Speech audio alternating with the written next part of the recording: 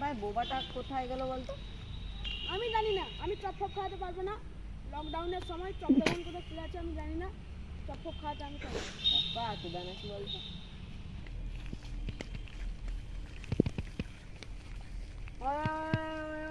বোবা আসলে না, বাবা ভালো আছিস?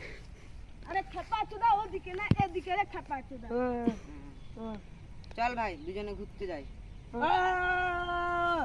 ওই দোকানটার কাছে ঘুরতে যাবি। কি? আমি কানা দোকানে বিড়ি চুরি করছি? আমি বিড়ি টিড়ি খাই না, আমি বিড়ি টিড়ি আরে চুরি বোকা চোদা, আমি বিড়ি খাবার কথা বলছি না রে, আমি করি। বলছি আমি কি খাবো?